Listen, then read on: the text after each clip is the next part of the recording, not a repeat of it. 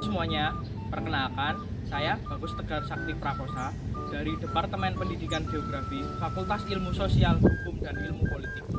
Saat ini, saya sedang melaksanakan kegiatan magang di Direktorat Jenderal Tata Ruang Kementerian ATR BPN penempatan di DPUPR Kabupaten Kendal.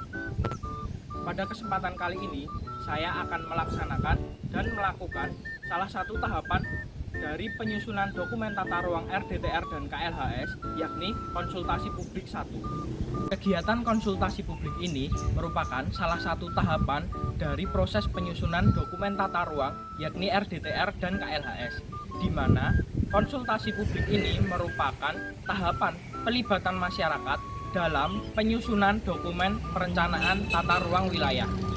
Hal ini sesuai dengan yang diamanatkan oleh pemerintah melalui Peraturan Pemerintah Nomor 68 Tahun 2010 tentang tata cara dan peran serta masyarakat dalam penyusunan dokumen perencanaan penataan ruang.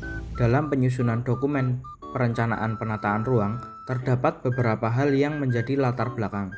Hal tersebut yakni: yang pertama, Undang-Undang PLH Nomor 32 Tahun 2009 Pasal 15 Ayat 1 sebagaimana diubah dengan UU Cipta Kerja (UU Nomor 6 Tahun 2023) terkait dengan pemerintah dan pemerintah daerah wajib membuat KLHS untuk memastikan bahwa prinsip pembangunan berkelanjutan telah menjadi dasar dan terintegrasi.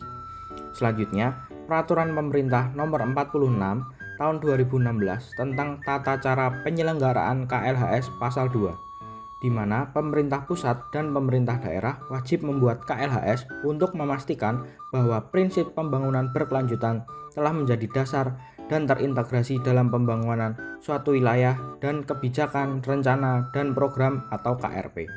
Selanjutnya, Peraturan Pemerintah Nomor 21 Tahun 2021 tentang penyelenggaraan penataan ruang dan Perda Kabupaten Kendal Nomor 1 Tahun 2020 tentang perubahan RT/RW Kabupaten Kendal tahun 2011 sampai 2031.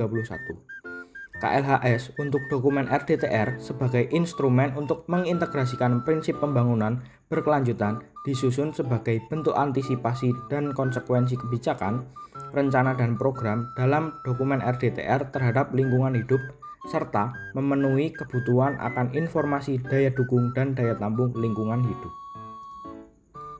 Proses konsultasi publik ini merupakan proses kedua setelah dilakukan FGD, yang mana dalam proses FGD yakni kegiatannya adalah mengidentifikasi isu PB setelah proses pengumpulan data dan informasi oleh tim penyusun.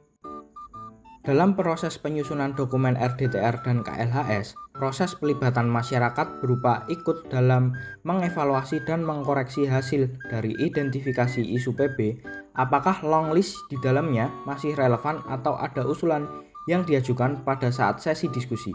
Sebelum sesi diskusi dilakukan, ada sesi pemaparan oleh tim penyusun. Setelah dilakukan diskusi, maka selanjutnya merupakan pelingkupan hasil diskusi menjadi isu yang lebih spesifik. Dalam konsultasi publik kali ini, teridentifikasi terdapat 138 isu pembangunan berkelanjutan yang kemudian ditapis menjadi 8. Kemudian dikelompokkan menjadi 3 isu utama, yakni isu sosial, isu ekonomi, dan isu lingkungan. Dengan adanya kegiatan konsultasi publik ini, diharapkan proses perencanaan dalam dokumen tata ruang dapat lebih optimal dan akurat karena disesuaikan dengan kebutuhan dan situasi serta kondisi yang ada di masyarakat. Selain itu, proses perencanaan juga dapat diklasifikasikan secara lebih detail dari klasifikasi jangka pendek, menengah, hingga jangka waktu yang panjang.